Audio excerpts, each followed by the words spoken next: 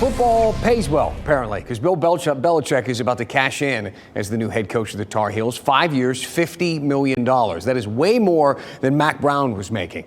But as WRAL's Sean Gallagher reports, there's a whole lot more than that in the fine print. The seats here at Kenan Stadium surely will be filled next season, and the university is banking on that to help the Tar Heels foot the bill for Belichick's multi-million-dollar deal. Bubba, I believe you have a presentation for Coach. Chancellor also. With his signature cut-off sleeves, Bill Belichick is back in Carolina blue. But it means plenty of green for UNC. The university is ponying up $50 million over 5 years for the greatest NFL coach of all time. Belichick will be eligible for $3.5 million more in bonuses every year. So let's start small. An 8-win season gets him an extra $150,000. Delivering UNC its first conference championship in over 40 years, that's another $300,000. But when you mention the 6-time Super Bowl champion head coach, the only thing that matters, a national title. That'll line Belichick's pockets with a cool $1.75 million. All of this part of the school's strategy for success. And if he wants to win in football, I'm all in. UNC Board of Trustees member Jennifer Lloyd says it's a new age in college football, and funding can come in from athletic revenues to pay for this contract. The opportunity for revenue share, the opportunity for private gifts, and for additional corporate money to come in legally now and support the game. During Mac Brown's tenure, the school more than doubled its spending on football. And between just salaries for Belichick's $10 million a year contract and the $16.3 million to build his staff, it's likely the program will surpass that number again this year. This type of investment in football and basketball are necessary for the success of the school. Those two sports provide all of the finances for the rest of the department. The more successful we are in football, the more successful we are in basketball, the more opportunities we're going to be able to provide for everyone else here. So I'm delighted with it. And now only one thing left to do. Your job. Beat Duke. And get this, if Belichick gets cold feet or an NFL team offers him a job within the next few months, he would have to pay back the university $10 million.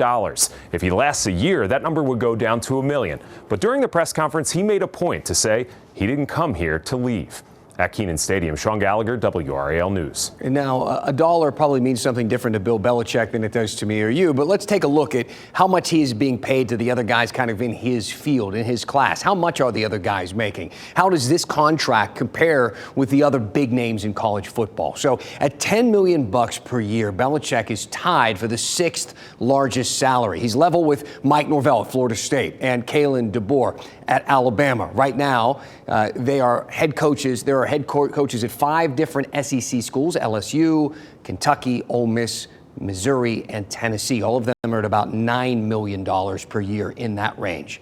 His salary is a huge jump, as we mentioned, from Mac Brown's, who was making $5 million per year, which was ranked at 42nd in the country. Now, the highest earners are Dabo Swinney at Clemson. He makes $11 million a year, and Kirby Smart at Georgia, who makes $13 million a year. But both of them have proved themselves, winning multiple national titles.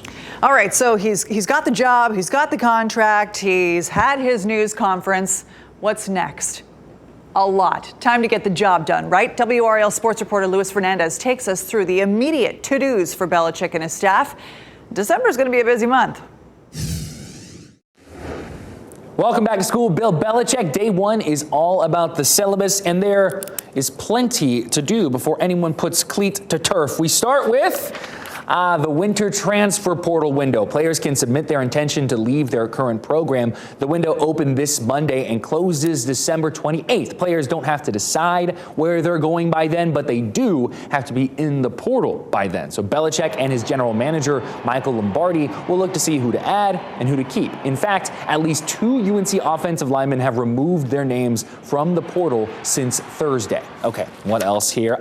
Coaching staff. At his press conference earlier today, Belichick has confirmed Lombardi as his GM, and current UNC interim head coach Freddie Kitchens will be retained as well. Belichick said he wants to pick the best coaches possible, and it won't be just NFL folks, but there will be a strong NFL experience on the staff. Okay, what about recruiting? Belichick said that's going to be everyone's job, and he'll lean on his staff, but he wants to win the state of North Carolina, and he's not opposed to meeting families at their homes like college coaches tend to do. He wants to do what's best for the team.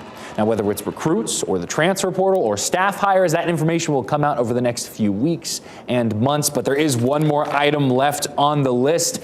Will we see Belichick at the Fenway Bowl? UNC plays UConn at the Red Sox historic stadium on December 28th. He won't coach in that bowl, but he does know a thing or two about Boston.